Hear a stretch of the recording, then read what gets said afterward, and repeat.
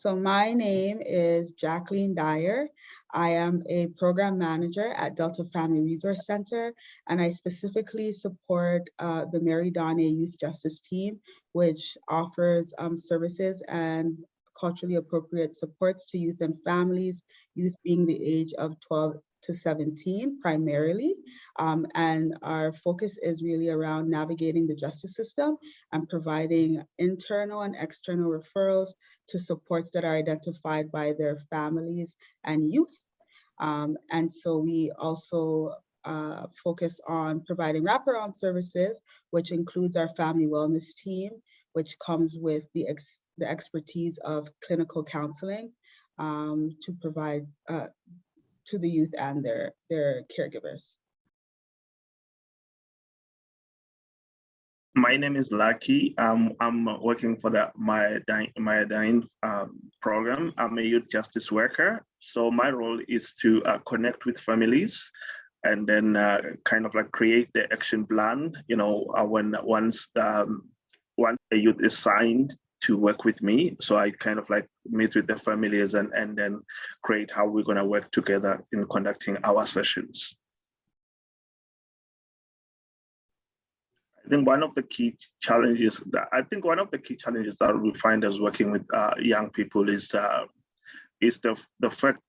family dynamics. You know, most of the time you find that the family, when we conduct our session, you find that the families, they're kind of like disagreement within the families. So we come in as a youth justice worker and kind of like talk on that, look at the source of conflict within the families, and then look at the source of conflict even with the justice system itself.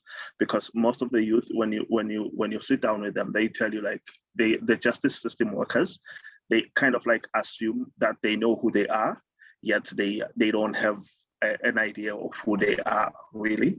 So I find that most of the time that those are the challenges that when we're working with them, we kind of like have to break down that and look at it like, okay, you know, where is the conflict coming from, and how as we move forward, which approach can we use to address it?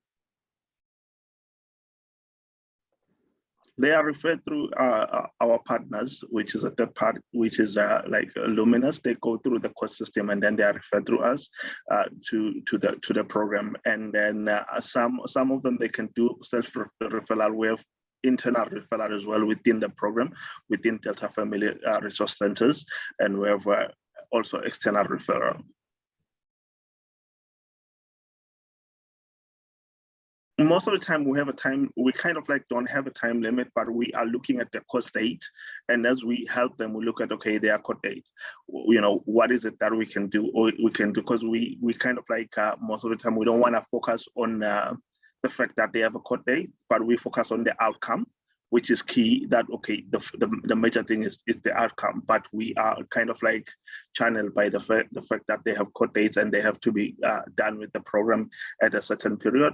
But we have an ongoing support after that, because we kind of look at the long term. My name is Althea Dice, but everybody calls me Tia. That's fine to call me Tia. My position here at Delta Family Resource Center is I am a youth worker. I'm not a specific youth worker, just a youth worker. And I'm connected to pretty much any other youth program or service that needs support, and also supporting the youth population in the Rexdale community as well, North Toronto as well. I meet with different youth. I'm in contact with different youth, whether that's in community or online or on social media, and I often refer them to services depending on what the needs are.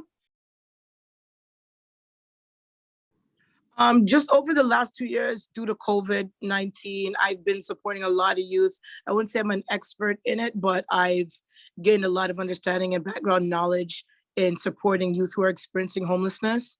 There's just been an overwhelming turnover of kids who are not trying to stay home with the abuser, or they're not trying to stay home with the parent that they're not getting along with, or even the sibling, or, you know, the boyfriend or the ex-girlfriend, or, you know, whatever the situation may be. But there's been a lot of situations of domestic violence. And yeah, I worked like, you know, endlessly trying to get youth situated in different youth group homes and shelters, which has been really difficult, especially if you're under 16, because there's really no other option outside of foster care for a lot of youth. So I would say in the last 2 years, that's been really, that's been, I wouldn't say a main focus, but that's been a big chunk of my work.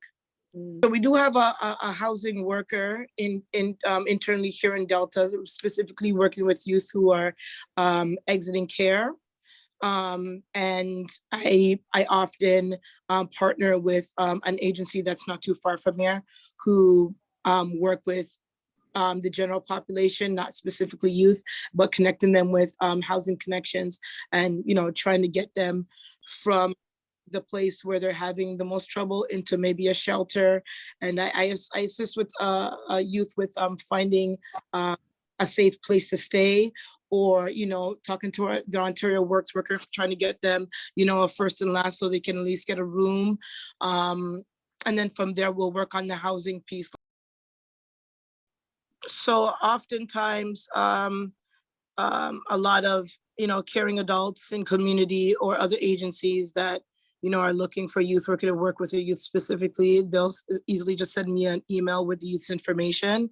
So we don't have like a standard or a very formal reference process. You know, this youth needs this type of assistance or support in this area, then you would just connect them to the youth worker. And then from there, I would see what I could personally do from them in a professional way. And if not, then I'm like, okay, you have some run-ins with, you know, maybe like the police, or maybe your first court appearance is coming up, or maybe you were treated unfairly at school. Okay, I know what department in Delta I'm going to refer you to, or what one of my colleagues would have the best answer for that. So the referral process is very easy.